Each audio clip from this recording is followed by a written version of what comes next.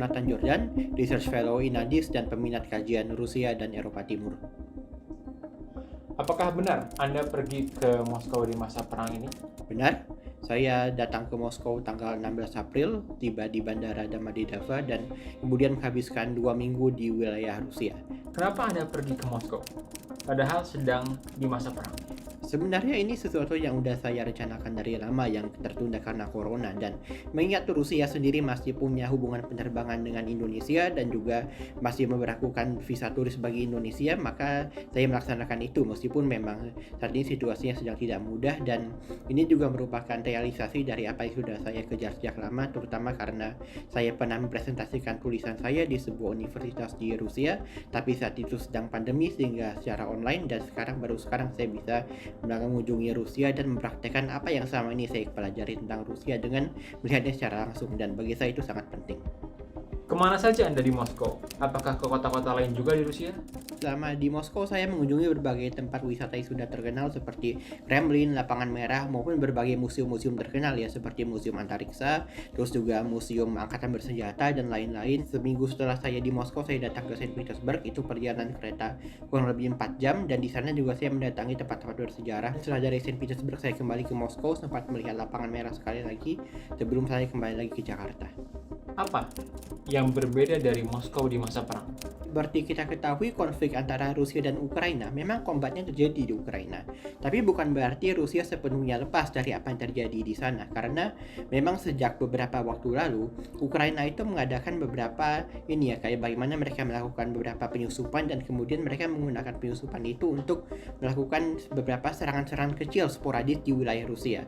Contohnya 2 minggu sebelum kunjungan saya ke Moskow, terjadi sebuah aksi teror bom di Saint Petersburg yang menewaskan Vladlen Tatarsky. Tatarsky adalah seorang blogger militer yang pro perang dan dia tewas dalam teror bom. Dan setelah Tatarsky tewas, pihak keamanan kota di Saint Petersburg meningkatkan pengamanan untuk museum-museum maupun kawasan-kawasan jalan kota secara umum. Dan itu tidak hanya tampak di Saint Petersburg, di Moskow juga pengamanan kota itu lebih kuat, dan juga kita lihat bagaimana polisi-polisi yang sebelumnya itu lebih sedikit menjadi lebih banyak yang untuk dideploy supaya mencegah adanya demonstrasi, entah itu demonstrasi yang bersifat perusakan maupun demonstrasi anti perang secara umum.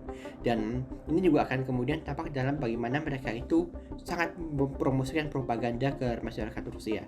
Propaganda ini bertujuan supaya orang Rusia itu mau percaya narasi yang dibawa oleh rezim dan supaya mereka mendukung perang Rusia di Ukraina. Contohnya, simbol Z. Mungkin ada yang tahu simbol Z ini kan simbol yang cukup umum dalam peperangan Rusia di Ukraina karena menjadi simbol kendaraan militernya, dan Z ini tampak di beberapa stasiun metro di Saint Petersburg. Jadi ketika turun dari pintu masuk ke tempat peron kereta itu ada iklan-iklan, dan iklan itu gambar Z.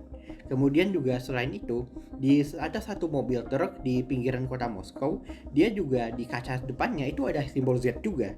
Propaganda juga tampak dalam museum-museum yang ada di Rusia, di mana museum-museum yang berkaitan dengan militer menyediakan beberapa eksibisi yang terkait dengan perang Rusia dan perang Rusia yang di Ukraina sekarang. Bagaimana mereka membawa justifikasi dengan narasi-narasi yang mereka bawa, seperti misalnya menuduh Ukraina sebagai neo-Nazi, kemudian juga mereka bilang kalau misalnya Ukraina mempersekusi etnis Rusia, mempersekusi penutur bahasa Rusia, dan juga mereka melakukan kampanye hitam terhadap NATO. Jadi NATO dijelek-jelekin lah seperti itu. NATO dibilang sebagai organisasi imperialis yang mengejar dominasi dunia.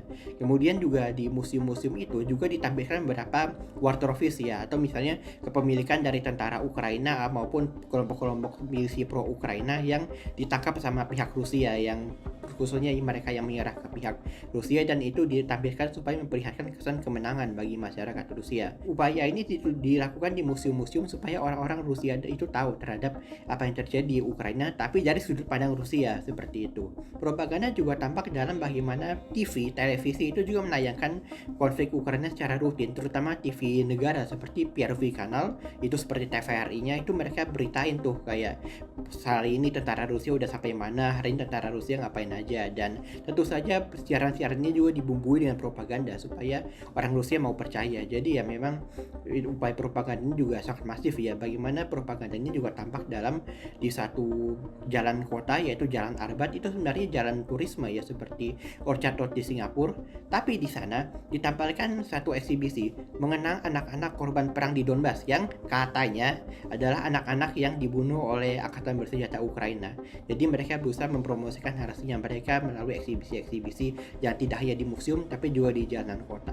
Dan terakhir, propaganda yang tampak secara nyata juga adalah bagaimana di stasiun kereta, di dalam kereta itu mereka juga membawa iklan. Iklannya itu adalah iklan tuh supaya mau bergabung ke dalam angkatan bersenjata Rusia, dan dibilang kalau misalnya kau bergabung dengan militer Rusia gajinya gede, terus juga karirnya enak, jadi pahlawan. Jadi ya banyak sekali upaya propaganda yang dibawa oleh rezim Kremlin supaya masyarakat Rusia mau percaya.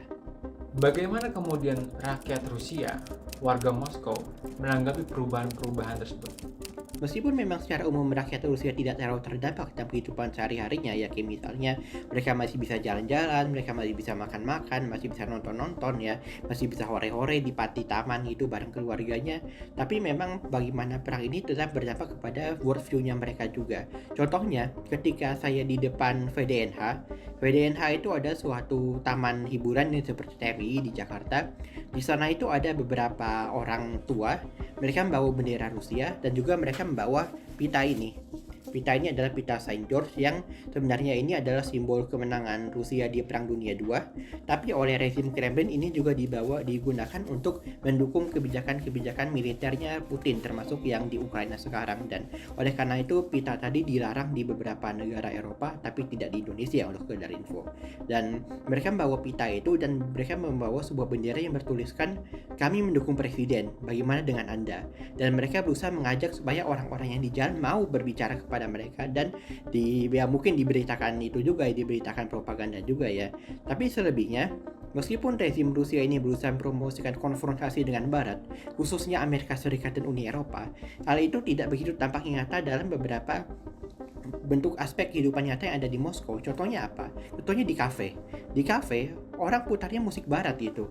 Dan penyanyi jalanan, seperti mungkin untuk yang udah pernah ke Eropa tahu ya, di Eropa itu pasti banyak penyanyi jalanan di pusat kota. Mereka menyanyi lagu barat, bukan menyanyi lagu-lagu propaganda Rusia ya, kayak. Dan bahkan musik-musik barat tuh masih cukup umum untuk didengar di jalanan kota Moskow dan Saint Petersburg. Kalau kita lihat sejarah negara kita misalnya, Soekarno kan sangat anti terhadap musik barat sampai dia memberedel album-album barat, tapi itu tidak terjadi di Rusia. Jadi memang yang namanya anti-westernisme itu terbatas cenderung dampaknya ke Rusia. Dan bahkan di dekat Gorky Park yang mungkin yang pernah dengar lagu Scorpion tahu ya, itu ada seorang pemuda, dia mengenakan jaket dan jaketnya itu dipasang bendera Amerika kayak Dylan ya, kalau yang tahu filmnya itu. Dan itu membuktikan kalau misalnya meskipun rezim membawa suatu narasi yang mempromosikan Rusia sebagai pihak yang berkonfrontasi dengan Barat, namun antusiasme itu tidak sepenuhnya terasa di level masyarakat. Dan mungkin mereka bukan menentang atau apa, tapi lebih cenderung apolitis karena mereka pikir politik ada sesuatu yang memang rumit dan juga tidak terbenam langsung pada hidup mereka, apalagi selama perangnya itu tidak terjadi di wilayah mereka. Baru-baru ini Moskow juga menjadi target beberapa serangan dari Ukraina. Kata orang, war is coming to Moscow. Bagaimana menurut Anda? Jadi memang selama saya di sana maupun setelah saya kembali ke Jakarta, telah terjadi beberapa upaya-upaya yang disinyalir berasal dari angkatan bersenjata Ukraina untuk menargetkan beberapa fasilitas yang ada di Rusia. Dan ini merupakan sesuatu yang menjadi perdebatan ya, baik di Ukraina maupun oleh negara-negara Barat yang mendukung Ukraina, yaitu apakah boleh Ukraina menggunakan wilayah Rusia sebagai target penyerangan mereka. Dan ini tampak dalam beberapa fenomena nyata ya, seperti misalnya dalam drone yang ada di Kremlin. Itu jadi beberapa hari setelah saya dari Kremlin itu ada drone yang terbang di atas Kremlin. Kemudian juga yang terbaru adalah di Moscow City, itu juga satu kawasan seperti SCBD yang sempat saya datangi juga. Dan baru kemarin di Moscow City itu ada terjadi upaya penyerangan drone terhadap salah satu kantor pemerintah yang ada di sana.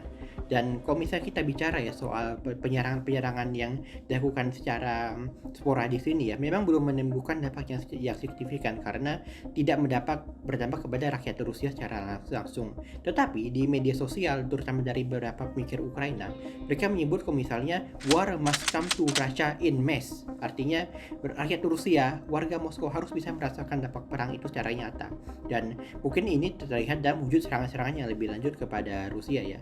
Tapi kalau kita bicarakan soal penyerangan-penyerangan ini, saya ragu kalau misalnya ini akan membawa salah satu dampak yang serius supaya orang Rusia mau menentang perang. Karena alih-alih mereka jadi anti perang atau anti Putin, mereka akan semakin percaya narasi propagandanya Putin yang bilang kalau Rusia adalah musuh Barat dan ini adalah peperangan yang bertujuan untuk menghancurkan Rusia. Dan itulah alasannya kenapa sulit bagi masyarakat Rusia untuk bersimpati dengan Barat atau Ukraina jika melakukan juga serangan-serangan ke wilayah Rusia. Dan itu sih satu fenomena yang bisa saya lihat ya. Tapi fenomena lain yang menurut saya tak kalah penting untuk diperhatikan adalah yang menderita selama ini adalah Ukraina ya. Ukraina yang selama ini 500 hari dibom, kota-kota yang dihancurkan, masyarakatnya mengungsi, banyak terjadi war crimes itu.